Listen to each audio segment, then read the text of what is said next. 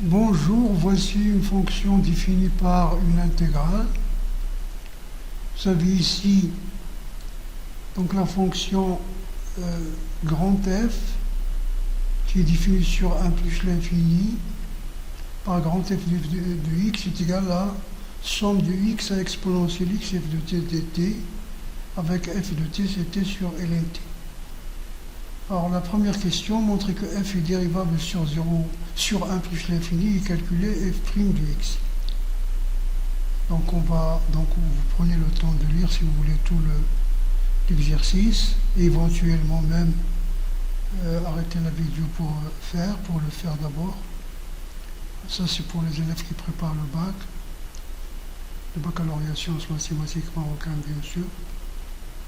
Sinon, voilà, on va répondre question par question. Donc la première question, montrer que f est dérivable sur 1 plus l'infini et calculer f' de x. Donc généralement, cette question de dérivabilité, vous avez toujours une seule réponse, c'est considérer une primitive. Alors vous avez ici la fonction petit f est définie et continue sur 1 plus l'infini, bien sûr comme rapport de deux fonctions continues, soit j'ai une primitive de f sur 1 plus l'infini. Alors quel que soit x appartenant à 1 plus l'infini, f de x égale g de x entre x exponentielle x. Donc il est égal à g de exponentielle x moins g de x. C'est généralement ce que vous considérez tout le temps. La fonction exponentielle x que nous avons appelée u est dérivable sur 1 plus l'infini et l'image de 1 plus l'infini c'est e plus l'infini qui est inclus dans 1 plus l'infini. Bon, donc il faut que nous restons dans 1 plus l'infini. Il ne faut pas oublier ça, c'est-à-dire il est dérivable sur, d'ailleurs de toute façon il est dérivable sur R tout entier. Mais l'image de R, voilà l'image de R c'est, si vous voulez, c'est 0 plus l'infini. G est dérivable sur 1 plus l'infini parce que c'est une primitive. Donc la fonction f, c'est g rond u moins g. Ça, c'est g de u de x moins g de x. Donc elle est dérivable par propriété, c'est-à-dire opération sur les fonctions dérivables, les opérations. C'est-à-dire, vous avez les théorèmes des opérations, c'est-à-dire la composée de deux fonctions dérivables sur, voilà, avec cette condition, c'est une fonction dérivable, etc. Quel que soit un x appartenant à 1 plus l'infini, f' du x est égal à, donc vous dérivez le deuxième ici, vous avez ici la dérivée de la composée, g de exponentielle x, donc c'est la dérivée de l'exponentielle elle-même, g' de l'exponentielle x moins g' de x. Ici donc g' c'est f, donc f de exponentielle x moins f de x, voici. F de l'exponentielle x, donc c'est exponentielle x, f c'est t sur ln t, donc exponentielle x sur x, exponentielle x sur ln de exponentielle x, c'est-à-dire sur x, moins, ici c'est x sur ln x, donc exponentielle de x moins x sur x moins x sur ln x, voilà. Donc ça c'est la dérivée de cette fonction. Vous avez quel que soit x supérieur à 1, x ln x est supérieur strictement à 0, donc la dérivée a le signe de exponentielle de x moins ln x moins x carré.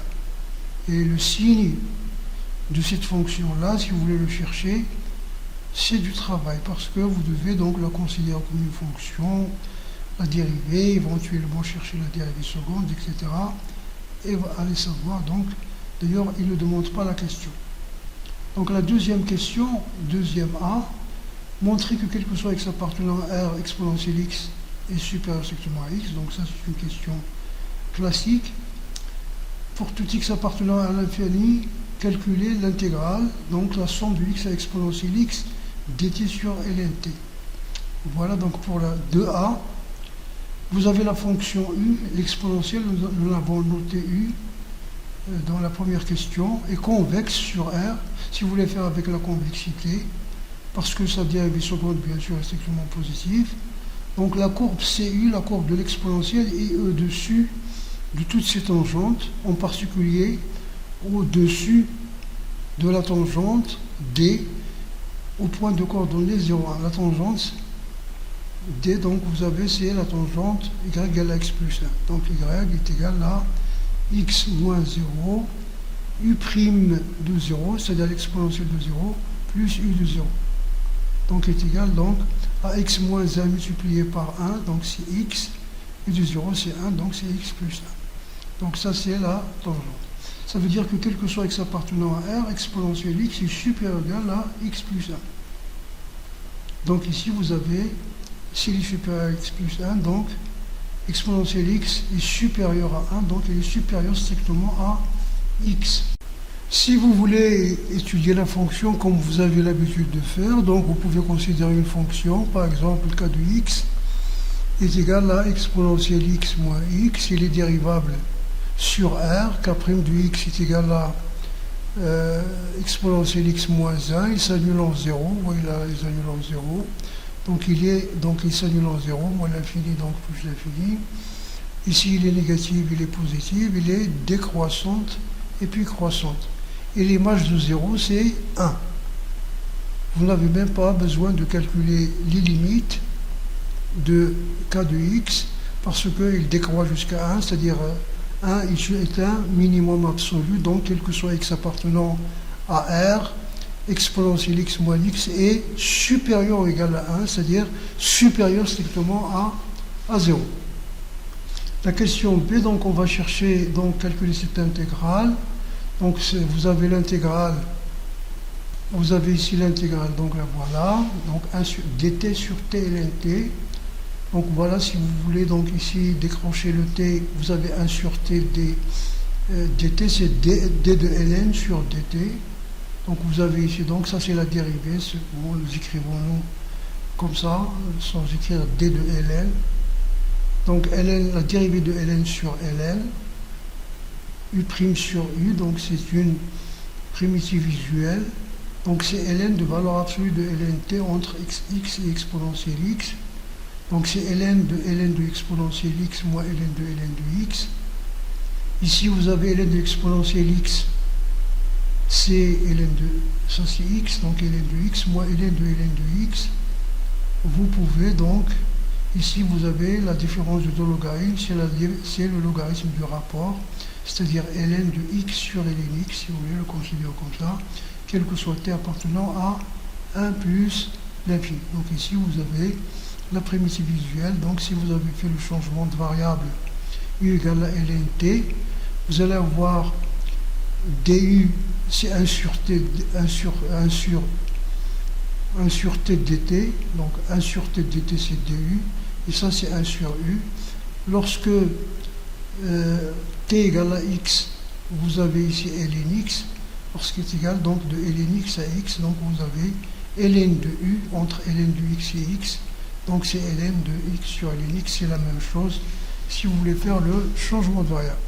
La question C, on nous demande de montrer que quel que soit x appartenant à 1 plus l'infini, et pour tout t appartenant à l'intervalle fermé x exponentielle x, x carré sur t ln t est inférieur ou égal à t sur ln t. Il déduit à la limite lorsqu'x tend vers plus l'infini de f de x. Alors vous avez ici, donc on prend un x ici, dans cet intervalle 1 plus l'infini, et t dans l'intervalle x de x, on a exponentielle x est supérieur strictement à x, qu'on vient de le démontrer dans la question A. Donc cet intervalle est ordonné. T appartient à x exponentielle x, ça veut dire que x est inférieur ou égal à x est inférieur ou égal à t. Il est dans cet intervalle. On élève en carré, vous allez voir x carré est inférieur ou égal à t carré. Ça veut dire, en divisant par les deux membres de cette inégalité par ln parce que t est supérieur à x qui est supérieur strictement à 1. Donc ln est un nombre positif, donc vous avez ça. Et puis en divisant les deux membres par t, qui est un nombre positif aussi, vous allez avoir x carré sur t ln est inférieur ou égal à t sur ln. Donc c'est cette inégalité qu'on vous a demandé de montrer. Voilà. Ou bien vous pouvez, si vous voulez, faire la différence, si vous ne voyez pas comme ça, c'est-à-dire vous allez directement au résultat, vous faites la différence. La différence, c'est ça, c'est x carré sur t ln t moins t sur ln t.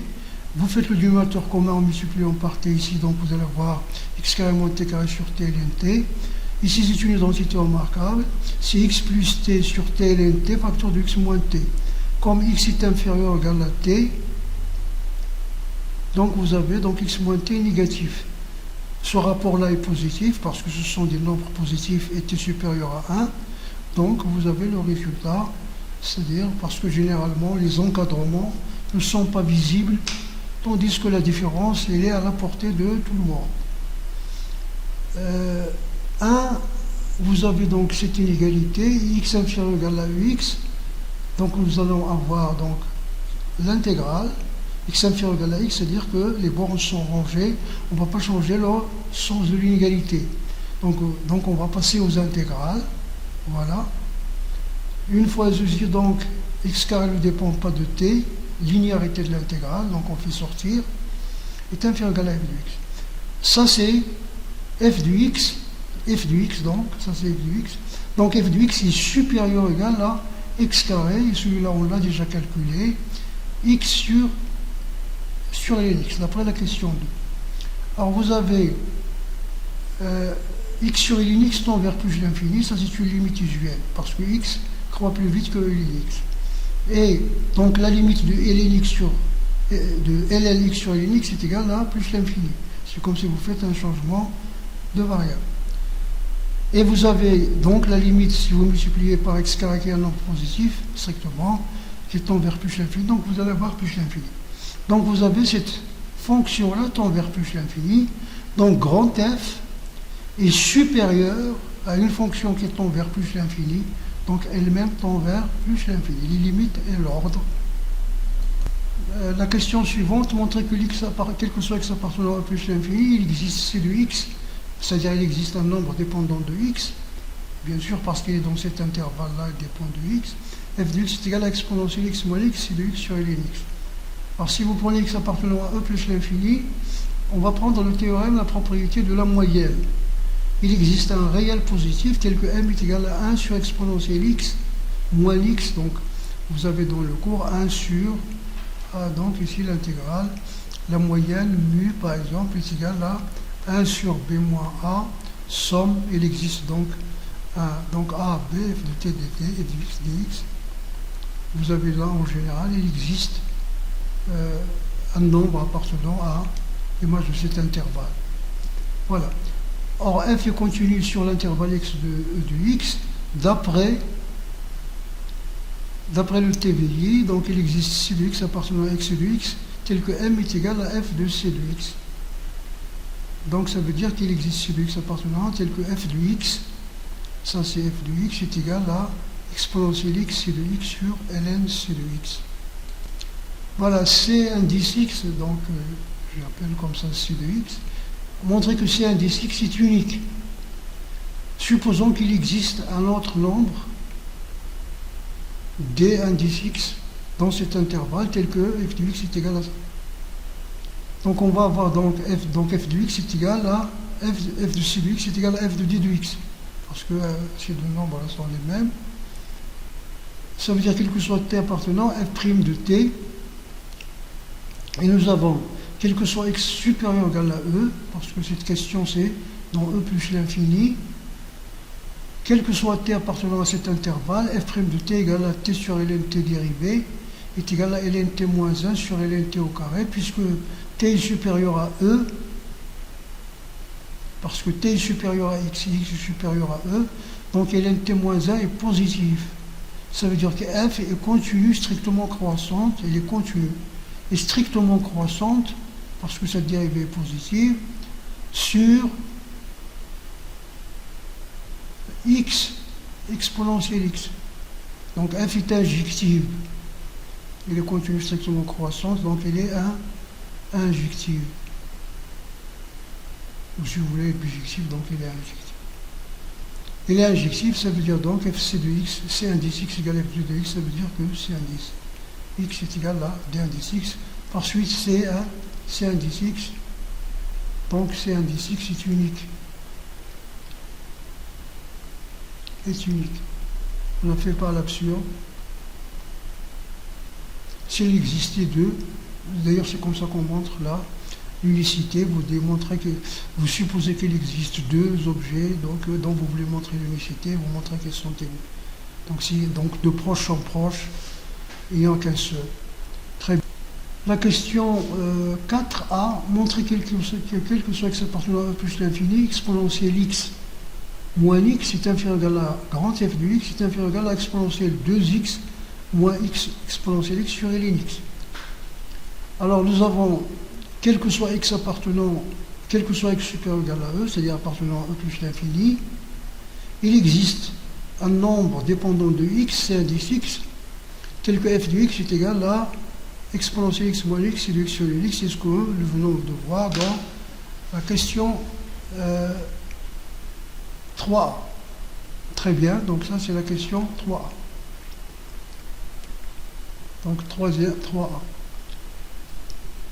La fonction ln t est croissante sur 0 plus l'infini strictement, et x est compris donc entre c indice x est compris entre x exponentielle x. Donc si vous passez au logarithme et vous inversez, vous allez avoir 1 sur ln exponentielle x est inférieur égal à 1 sur ln c de x est inférieur égal à 1 sur ln x. Si vous voulez le faire en deux étapes, faites-le en deux étapes. Donc 1 sur x est inférieur égal à 1 sur ln c de x est inférieur. En deux étapes, ça veut dire vous faites d'abord les logs et puis l'inverse. Voilà. En multipliant les inégalités strictement, et ça c'est nécessaire, ce sont des inégalités strictement positives. D'accord? Donc ici on les multiplie par 1 et 2, donc ici voilà, voici cette égalité, et l'autre égalité 1, c'est celle que nous avons calculée auparavant. Donc qu'est-ce que vous allez avoir ici? 1 c'est celle-là. Donc si vous les multipliez membre à membre, vous allez avoir x fois 1 sur x c'est 1, x c de x sur ln c de x est inférieur ou égal à exponentielle x sur ln x. Voici donc, vous multipliez ces inégalités-là, celle-là et celle-là, membre à membre. Ici vous allez avoir e de x, c de x sur ln c de x.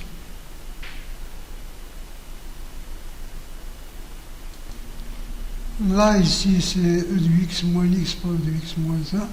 Donc, on multiplie les trois membres ici par ce nombre positif, là, parce que exponentielle x est supérieur à x. Donc, on multiplie les trois membres par ça, et nous avons ça. D'après la question ici, f de x égale, donc la question 3a, ça c'est f de x. Et ici, vous avez exponentielle x moins x. Ici, vous avez exponentielle 2x moins exponentielle x sur ln x, c'est bien le résultat. Alors la question B, il s'agit d'étudier la branche infinie de la courbe de la fonction f au voisinage de plus l'infini. Alors pour tout x appartenant à e plus l'infini, d'après le résultat de la question précédente que vous avez là, en divisant les trois membres par x qui est strictement positif, vous allez avoir exponentielle x sur x moins 1 inférieur à la f de x sur x est inférieur à cette quantité divisée par x. Ça veut dire que f de x sur x est supérieur à cette quantité-là, exponentielle x sur x moins 1.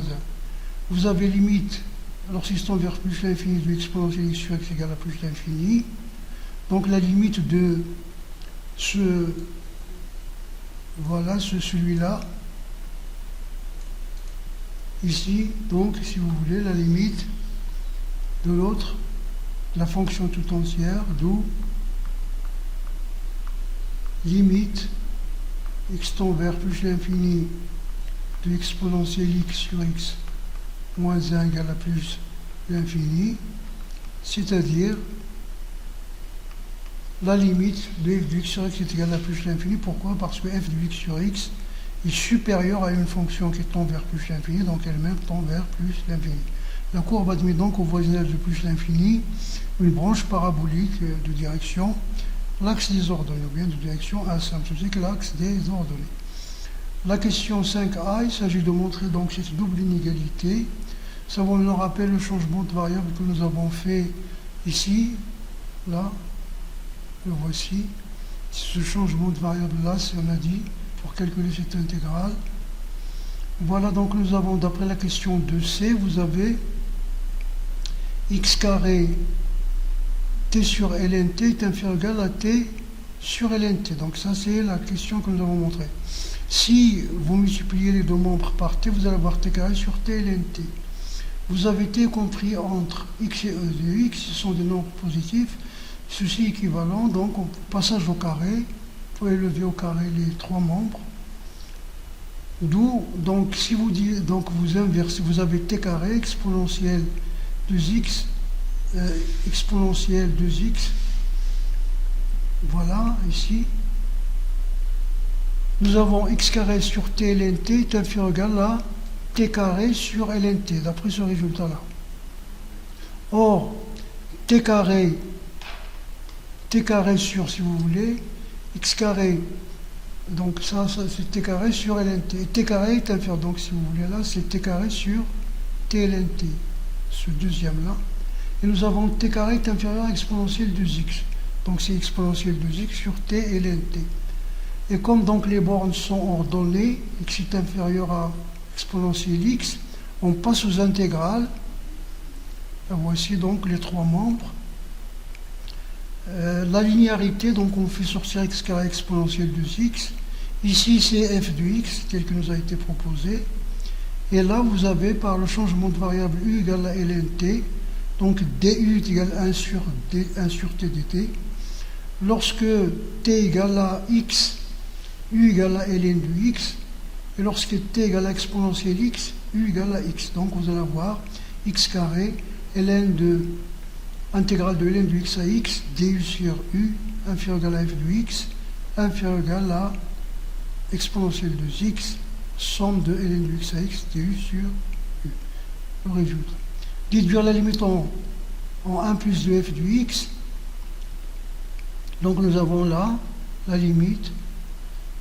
Ici, donc, cette intégrale, c'est ln de u entre ln x et x. Bien sûr, ici, u appartient à l'intégrale positive parce que x est supérieur à e, à 1. Donc, ln x est supérieur strictement à 0. Et x est supérieur aussi strictement à 0. Voilà. Et bien sûr, ln x est inférieur à x. Vous avez ici. Nous savons donc ici donc les tangentes de ln x. Donc vous avez ça. Donc entre ces bornes, vous avez ln de. Alors là, donc nous avons ici donc x carré ln x moins ln de ln x est inférieur ou égal à f de x est inférieur à exponentielle ln x moins ln de ln x. Ça veut dire que donc f de x est supérieur à cette fonction-là, c'est-à-dire x carré ln x sur ln x. Vous avez la limite en 1 plus de ln x, c'est 0 plus. La limite en 1 plus de x sur ln x, c'est plus l'infini. Ici, vous avez la fonction ln coupant 1. Si x est supérieur à 1, avec des poussières, donc vous allez avoir un 0 plus. Donc la limite de x sur ln x est égale à plus l'infini. C'est comme si vous faites tout ça, cette parenthèse, c'est la variable y qui tend vers plus l'infini, donc les ln y tend vers plus l'infini. Donc f de x est supérieur à la fonction, cette fonction-là, et qui tend vers plus l'infini, donc elle-même tend vers plus l'infini. Ça veut dire c de f à la somme toute verticale d'équation x égale à 1. Considérez une autre fonction pour chercher le signe de la dérivée, peut-être sinon ils n'ont pas proposé ça et il faut vous donner au moins deux valeurs. Alors vous avez votre fonction f' de x est égale à ça, exponentielle x, la fonction f' de x est égale à ça. Alors vous avez f de x, exponentielle x moins x sur ln x que nous avons calculé dans la question de 1b, donc est égal à ça, 1 sur x ln de x, facteur de exponentielle x, exponentielle de x ln x moins x carré. Alors maintenant, puisque ln x est un nombre strictement positif, la dérivée a le signe de cette parenthèse. Donc on va considérer cette parenthèse comme une fonction h de x. H' de x, donc vous dérivez. Donc voilà, donc on va avoir 2 exponentielle de x et ln x plus exponentielle de x fois 1 sur x moins 2x. Donc on va mettre donc ces 2 exponentielles 2x et ln x plus 1 sur x. On va mettre 1 sur x en facteur exponentielle de x moins 2x carré. Comme ce nombre-là est positif, et ce nombre-là est égal donc 1 sur x exponentielle x plus, ici donc c'est une identité remarquable, x racine de 2 moins facteur de exponentielle x moins x racine de 2. Donc on va chercher le signe, comme ça aussi c'est positif, tout ça est positif, on va voir est-ce que celui-là n'est pas positif. Donc on va considérer la fonction h1 de x est égal à exponentielle x moins exponentielle x moins x racine de 2. Sa dérivée, c'est exponentielle x moins racine de 2.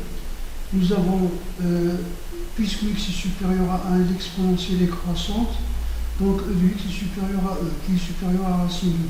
Ça veut dire que h1 est croissante, c'est-à-dire h' est supérieur strictement à 0, donc h1 est croissante. Ça veut dire quel que soit x supérieur à 1, h1 de x est supérieur à h1 de 1, et h1 de 1 c'est exponentielle moins racine de 2, c'est supérieur à 2, racine de 2 c'est 1,41, ça c'est 2,72. Donc h' de x, puisque donc, ce nombre est positif, donc h' de x est positif. Ça veut dire que h est strictement croissante sur 1 plus l'infini. Alors, nous avons, elle est strictement croissante, l'image de 1 plus l'infini c'est moins 1 plus l'infini. Nous avons h de 1 c'est moins 1, h de 1 demi c'est 0,57. Donc il existe un unique alpha appartient à l'intervalle 1, 1,2 et que h de alpha égale à 0. Bien sûr, pour trouver ces valeurs-là, moi j'ai fait la courbe de la fonction et j'ai encadré sur la courbe avec GeoGebra et j'ai trouvé ça, la courbe de la fonction h, parce qu'il est simple c'est de la fonction h.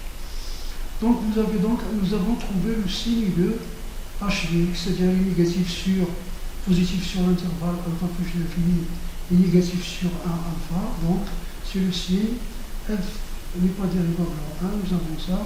Maintenant il reste à trouver f de alpha, donc en principe on est plus d'exercice, il faut qu'on vous donne alpha, et surtout il faut qu'on vous donne f de alpha, c'est-à-dire on calcule par un logiciel ça, et on vous donne f de alpha et on vous demande de tracer la courbe. C'est pour cela qu'ils se sont arrêtés là. Voilà.